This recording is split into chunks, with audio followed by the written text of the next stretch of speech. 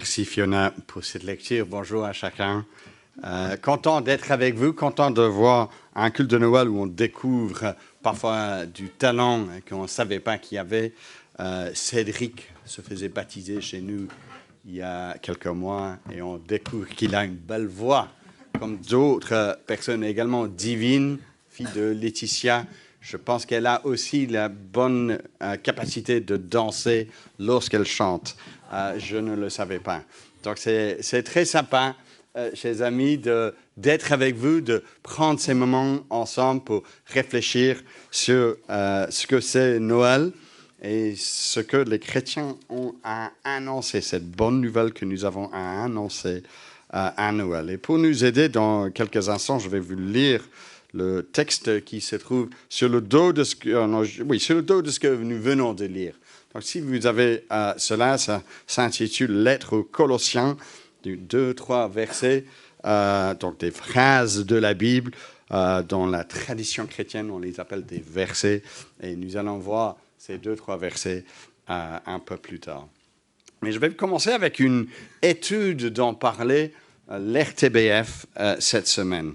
Selon cette étude, 40% de la population belge redoute les fêtes de Noël en famille. 40%, c'est assez élevé. Si elle reste, disent le reportage, un rituel de retrouvailles, c'est parfois pour certains une fête où on ne se rend pas obligation, vécue comme une réunion forcée dont nous redoutons de revoir certaines personnes et d'éventuels impairs ou les débats qui fâchent. Moi, je ne sais pas si ça c'est vous, ce Noël. Il se peut que vous ajouterez le fait de devoir assister par politesse à l'église pendant les fêtes, comme étant l'un des endroits où vous devez vous rendre par obligation, comme une réunion un peu forcée, où vous redoutez voir certaines personnes, ou parler même de la religion risque aussi de vous fâcher. Bah, bravo en tout cas si vous êtes là quand même. Bien sûr, c'est possible aussi d'avoir une image un peu idéalisée, n'est-ce pas, de Noël, comme une nostalgie d'un moment qui n'a jamais été vécu. Alors, comment éviter les embrouillis selon la psychothérapeute Stéphanie Van Oest interviewée par l'RTBF? Je cite, « Se préparer, c'est déjà anticiper le problème. Quelques jours avant de s'y rendre, lister les problèmes redoutés aide à prendre de la distance en se disant il y aura forcément une réflexion déplaisante et à se calmer d'avance. Au lieu d'écrire, on peut aussi en parler à quelqu'un, pas forcément à un psy, mais aussi à un ami ou à un membre de la famille. Ça permet d'y aller en toute conscience, en acceptant que sa famille n'est pas parfaite et qu'on ne l'est soi-même pas non plus. Elle n'a pas tort de dire ce qu'elle dit. C'est réaliste. C'est aussi utile. Mais en même temps, combien c'est triste. Car il y a un manque total d'espoir dans de tels propos. Il n'y a rien à faire. Il faut juste y faire face avec persévérance. C'est pour cette raison-là que je suis heureux de pouvoir réfléchir sur la question de l'espérance dont parle Noël chaque année. Car au cœur de Noël, il y a une histoire qui a le pouvoir de transformer notre perspective de qui nous sommes et ce que nous faisons ici sur Terre. Cette histoire peut engendrer une émotion plus grande, plus profonde que simplement faire face à la difficulté. Celle plutôt de la reconnaissance, de l'adoration. Alors, comment est-ce qu'on va procéder? Nous avons donc ce texte de Colossiens que j'avais choisi qui rebondit sur un contraste souvent utilisé à Noël, le contraste des ténèbres et la lumière. Donc, je vais vous lire ces 2-3 versets, puis on va essayer de voir ce que cela signifie.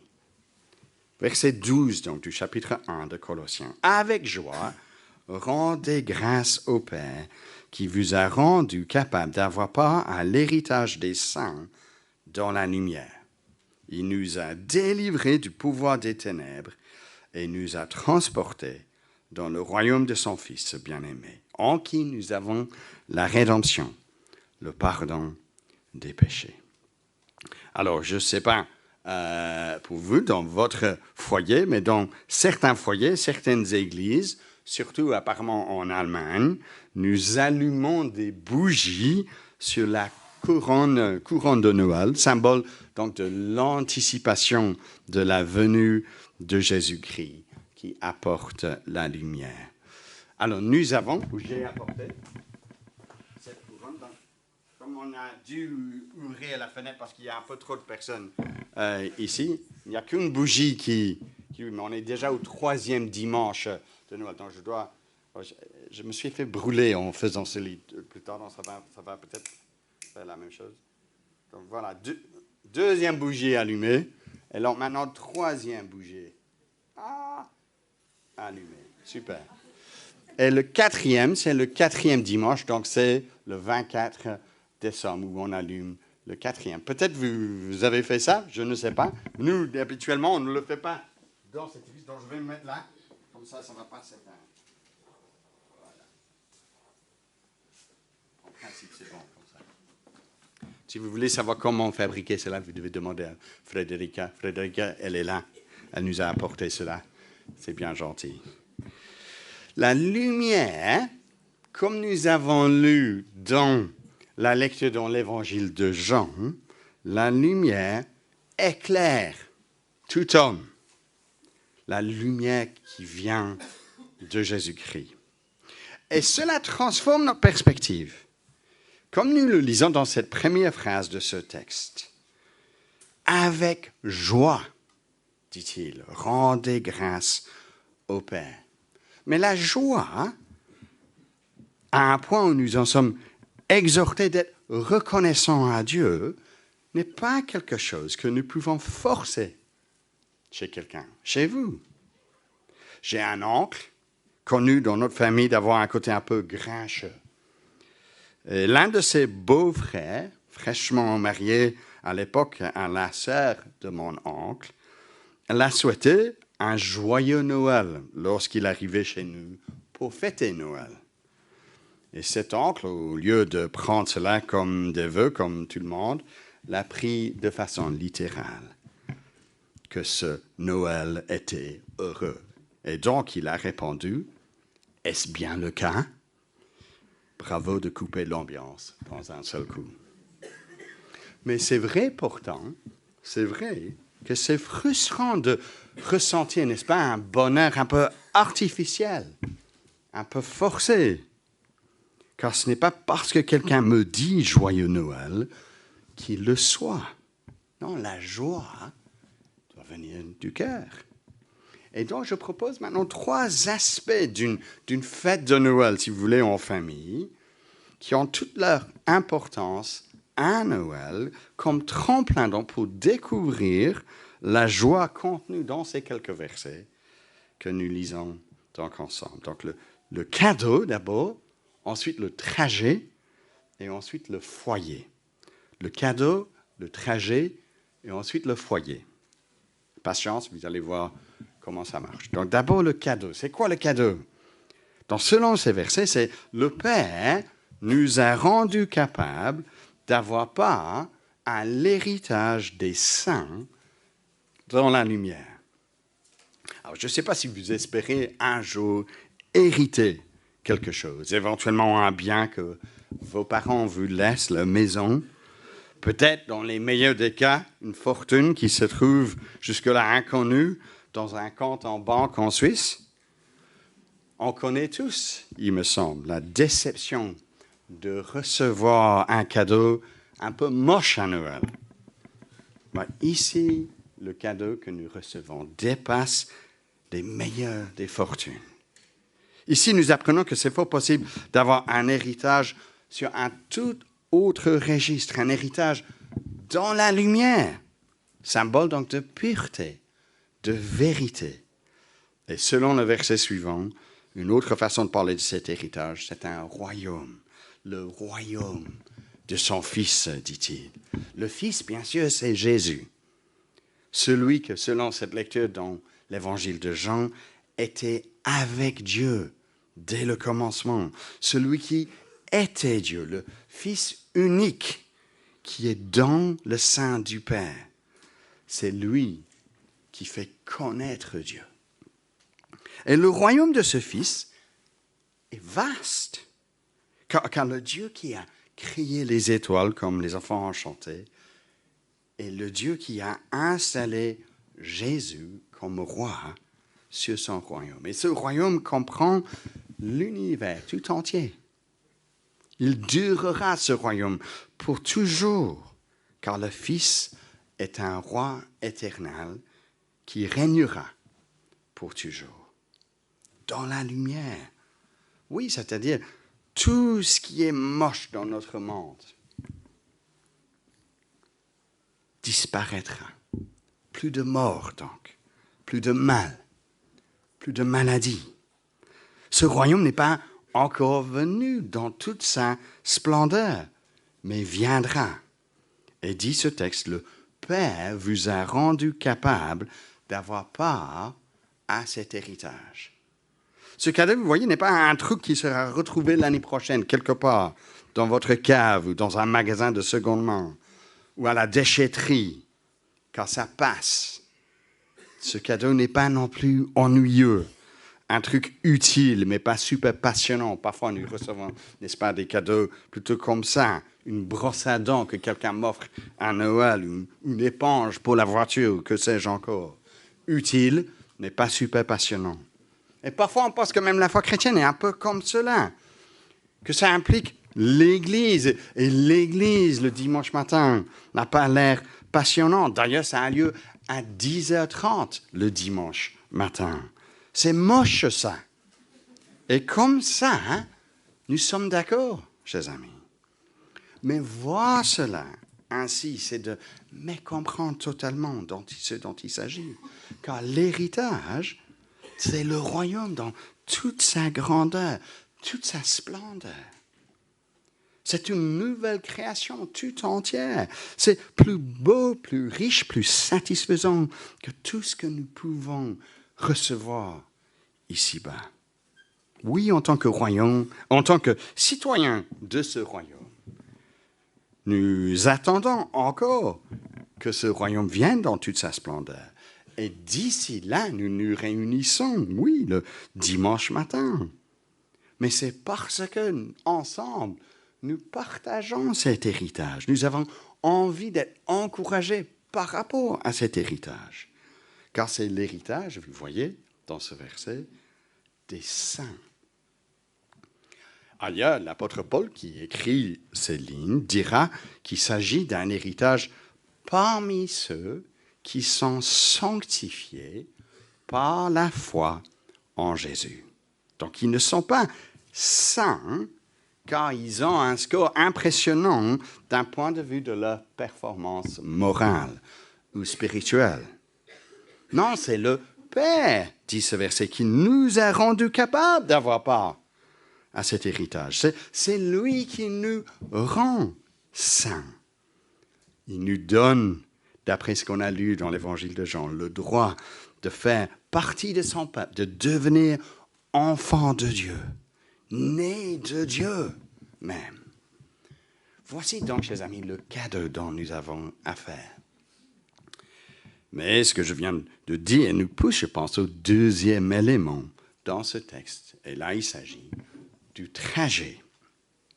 Le trajet pour arriver quelque part à Noël est parfois galère. Dimanche prochain, un membre de notre famille doit aller chercher mon beau-père pour le rendre en train jusque là où nous nous réunissons. Mais quand il y a si peu de trains le dimanche 24 dans l'après-midi, il y a grève ou il y a autre chose, etc., il doit prendre un chemin qui arrête à toutes les petites gares pour arriver ensuite à sa destination. Je ne sais pas ce que vous avez éventuellement comme trajet devant vous. Peut-être il n'y a pas de trajet. Et cela aussi est un sujet de tristesse personnelle, car pour diverses raisons, vous vous trouvez plutôt seul pendant cette période. Le trajet vers ce Dieu qui prépare son royaume, est-il aussi donc long et tortueux, ou dur et pénible à subir, afin de me procurer une relation avec le Dieu devant qui je suis redevable? Que dois-je faire alors? D'abord, c'est bien de se rendre compte que nous sommes effectivement redevables envers ce Dieu. Lui seul qui est capable de décortiquer toute la complexité de l'être humain, de son cœur, de ses motivations partagées lorsqu'on se rassemble en famille, de ses blessures, oui, mais également de son égoïsme, de son manque de patience, de sa façon de chercher son bonheur loin du Dieu qui l'a créé. Vous savez ce que c'est, n'est-ce pas? Un enfant qui reçoit un cadeau, un petit enfant, et dans son enthousiasme, il se met à jouer tout de suite avec. Et c'est les parents qui doivent dire à l'enfant de rappeler, ou de remercier, celui qui l'a offert. C'est classique, cela. Mais voici comment nous traitons celui qui nous a tout donné, le Créateur des étoiles. Il nous a donné le souffle, la beauté, l'intelligence, la chaleur humaine. Et notre texte parle d'être délivré du pouvoir des ténèbres. Car des ténèbres, il y en a. Et à la fin du verset 14, ici sur la feuille, on parle même du pardon des péchés. Car oui, nos péchés nous pèsent. Nous sommes redevables envers Dieu pour notre péché. Et donc, quel est le trajet qu'il faut pour obtenir ce cadeau du royaume des péchés pardonnés, vous voyez? Un long parcours d'obéissance religieuse. Je dois peut-être rendre visite à au moins de 100 personnes âgées avant de mourir, et ça suffira. Je dois donner tel ou tel montant à l'Église pour combien d'années, et ça, à ce moment-là, ça suffira. Non, le verset 13 parle d'un trajet dont nous ne sommes pas responsables. Il nous a délivrés du pouvoir des ténèbres, nous a transportés dans le royaume de son Fils bien-aimé. Non, le trajet est semblable à une personne qui est coincée dans une maison qui brûle et qui est sauvée par un pompier. La personne est donc délivrée, arrachée du danger, transportée en dehors de cette maison qui brûle. Et donc de même, Jésus-Christ délivre, nous transporte du jugement à venir de la part d'un Dieu qui est saint et juste. Et il nous transporte vers le royaume de son Fils. Car si nous célébrons Noël, c'est parce qu'un sauveur nous est né, nous l'avons chanté, comme disait l'ange du Seigneur au berger dans cette lecture de Luc, chapitre 2. Et pour accomplir sa mission de sauver, il venait le Fils, non pas dans un premier temps pour régner, mais pour s'humilier, pour se donner lui-même humblement, lui qui aurait pu tout détruire, ce qui n'était pas lumière dans sa création, dans un claquement de doigts. Il choisit humblement de se revêtir de notre humanité, partager nos peines et nos joies, et suprêmement, parce qu'il n'est pas qu'un bébé, se donner sur une croix romaine. Et lorsqu'il meurt comme un criminel, tout en étant innocent de tout crime, il expérimente ainsi l'agonie de la punition de notre péché qu'il prend sur lui-même, punition de la part de Dieu. Et c'est ainsi que le pardon des péchés est possible, car Jésus, lui, a payé le prix du trajet pour nous d'y arriver. Dieu en Christ, en Jésus, prenait sur lui la punition de Dieu qui devait tomber sur nous. Donc notre trajet à nous, c'est la délivrance grâce à cela. son trajet à lui, celui du Fils, est un trajet plutôt de souffrance, afin de rendre possible notre trajet. Voici, chers amis, pourquoi les chrétiens chantent la délivrance. Un sauveur nous est né. Un sauveur qui aime, qui paye pour nous, qui persévère avec nous malgré notre indifférence, malgré notre orgueil, malgré notre autosuffisance. Le troisième strophe du dernier chant que nous allons chanter ce matin dit ceci. Il vient sur la terre fléchir la colère de Dieu, notre Créateur, sauver le pécheur. Il vient tel un frère, votre puissant Rédempteur.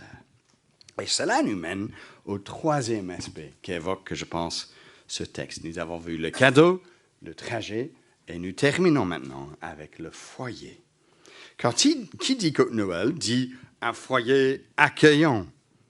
Et s'il y a de la peine ici ce matin, parce que ce n'est pas l'expérience de tout le monde, un foyer accueillant, ça témoigne cela d'un désir de pouvoir en avoir un. Car un bon foyer à Noël, c'est là où il y a de la chaleur.